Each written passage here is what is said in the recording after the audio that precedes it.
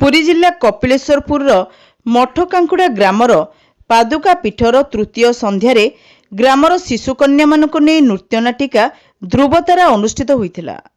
एथिरे ध्रुव चरित्र रे प्रीति प्रज्ञा निजर निखुण अभिनय द्वारा समस्तंकर मन किणी नैथिले।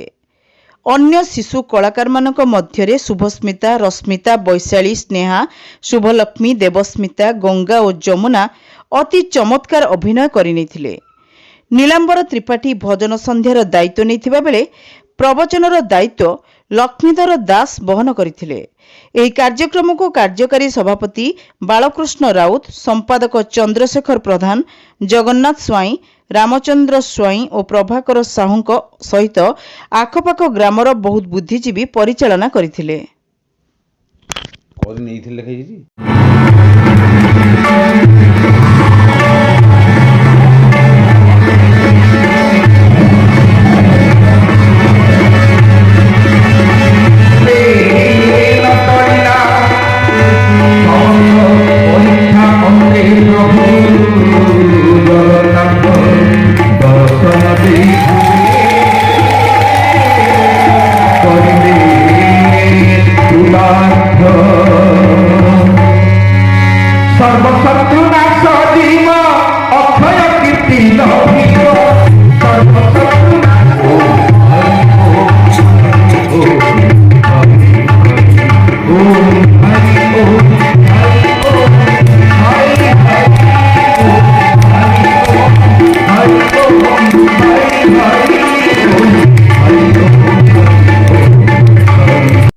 पुरीरू सुबोध कुमार सुबोधी रिपोर्ट, सिटी खबर।